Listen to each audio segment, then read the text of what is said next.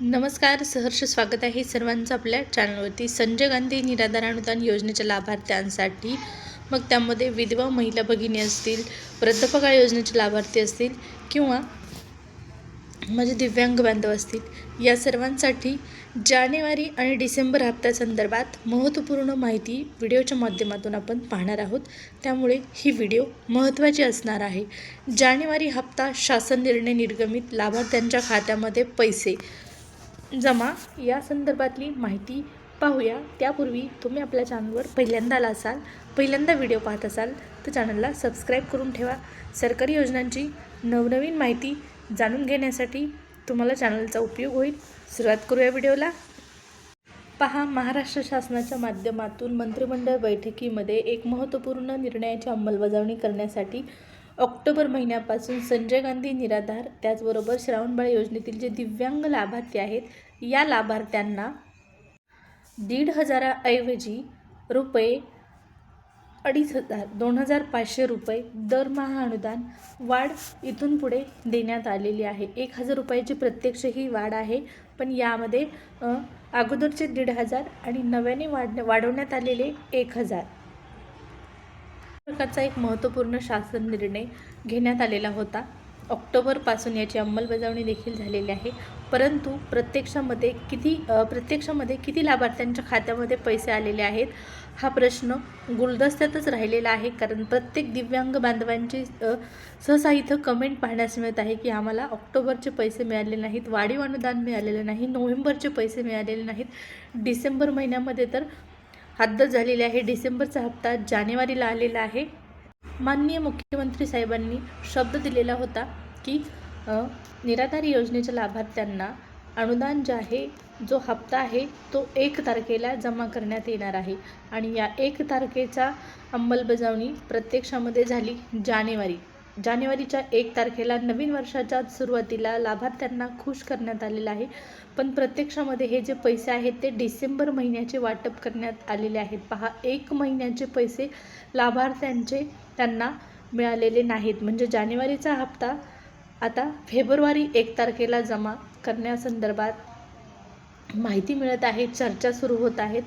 मुख्यमंत्र्यांनी सांगितलेलं आहे की जानेवारीचा हप्ता म्हणजे प्रत्येक महिन्याच्या 1 तारखेला पैसे जमा होतील आणि या निर्णयाची अंमलबजावणी जानेवारी 2026 पासून पाहण्यास मिळालेली आहे. डिसेंबरचा हप्ता 1 जानेवारीला आलेला आहे आणि या नियमानुसार जर प्रत्येक महिन्यात 1 तारखेला पैसे येणार असतील तर जानेवारीचा हप्ता तुम्हाला 1 फेब्रुवारीला येतो की काय हा प्रश्न लाभार्थ्यांच्या मनामध्ये येणं साहजिकच आहे. परंतु पहा, असं होण्याची शक्यता खूप कमी आहे. तुमचा जो जानेवारीचा हप्ता आहे तो अंदाजितपणे 20 जानेवारीच्या आतमध्ये येण्याची शक्यता वर्तवण्यात आलेली आहे.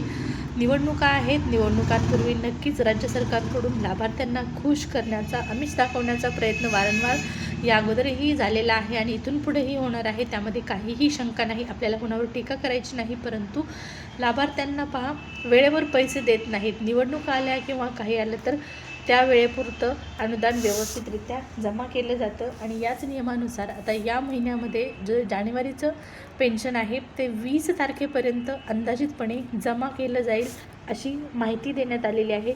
त्या अगोदर शासन निर्णय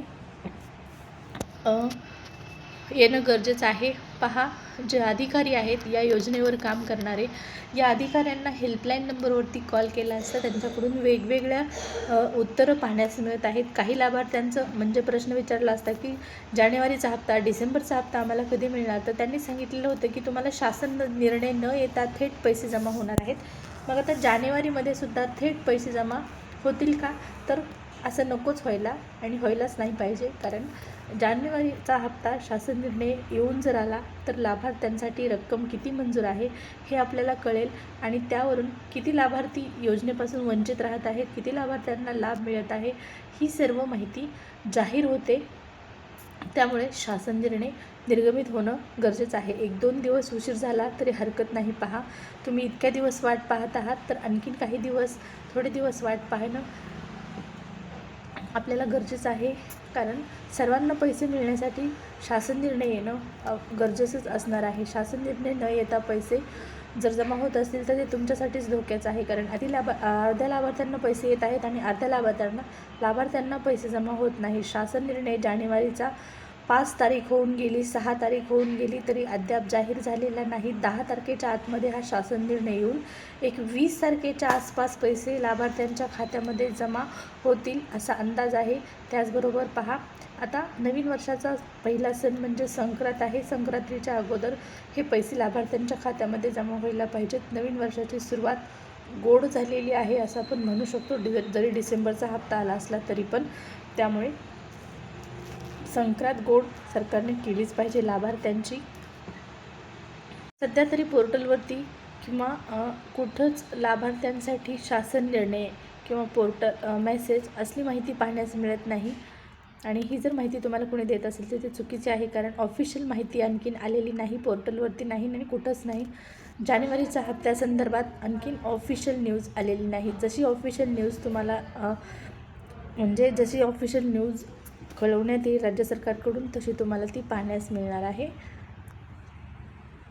आणि आणखीन एक महत्त्वाचा मुद्दा, जर तुम्हाला ऑक्टोबरपासून जे दिव्यांग बांधव आहेत या लाभार्थ्यांना वाढीव अनुदान जमा होत नसेल तर तुम्ही तुमच्या तहसील कार्यालयामध्ये जाऊन तुमची दिव्यांग म्हणून पोर्टलवरती नोंद झालेली आहे की नाही हे चेक करा. जर झालेली असेल तर चांगली गोष्ट आहे, जानेवारीचा हप्ता तुम्हाला 2,500 जमा होईल. आणि जर दिव्यांग म्हणून तुमची नोंद लागलेली नसेल, जरी तुम्ही 2-3 वेळेस कागदपत्र दिलेली असतील तरी पण नोंद लागलेली नसेल तर तुमच्यासाठी चांगली गोष्ट नाही ही. त्यामुळे तुम्हाला स्वतःहून त्या ठिकाणी तुमची दिव्यांग म्हणून अधिकाऱ्यांच्या माध्यमातून नोंद लावून घेणं गरजेचं आहे.